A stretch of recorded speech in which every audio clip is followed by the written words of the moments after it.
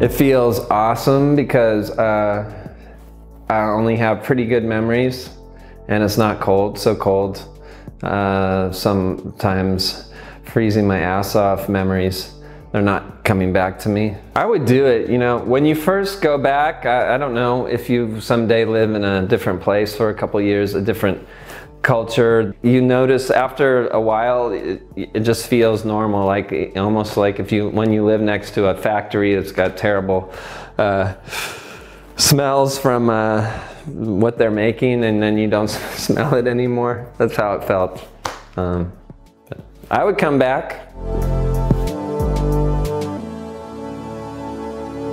I was a little more measured, I suppose, like in that there's a lot of choices when you're an artist, how you're gonna do it. You can just go in raw and rely on the energy and the kinetic power of being in a room and loud together like a live concert. But you know, I had recorded these songs in a demo form, and I thought I was kind of trying to get a sound from the band and how loud we play, and I guess you call it more produced. It's not my favorite term, but maybe a little more planning,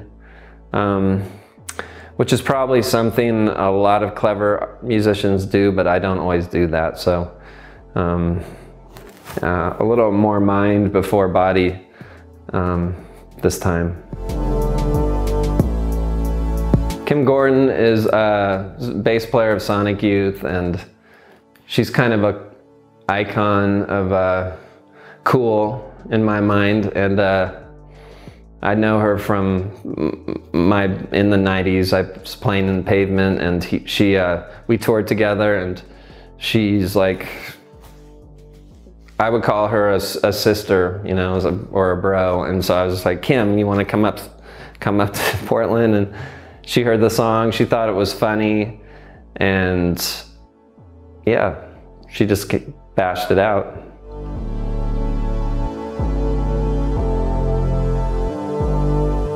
No, I didn't consciously do that, but when I hear that song, I think that's true, and I think it was a signal that the label sent Matador, you know, they wanted to show people like, oh, you know, like, this is really you can relate to this if you like these other things you liked.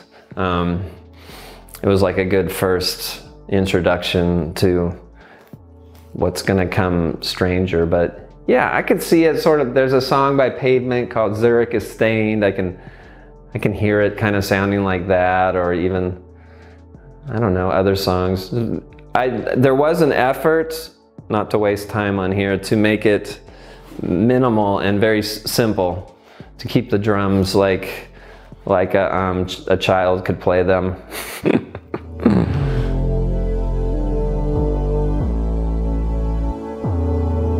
Yeah, I think people, there's a combination of, you know, the older people in the music industry that are actually putting these records out for these kids. They like that. Younger, I don't call them kids, that, you know, it strikes a nerve in them. They're like, oh, there's a connection to what we do. So kind of critics like that.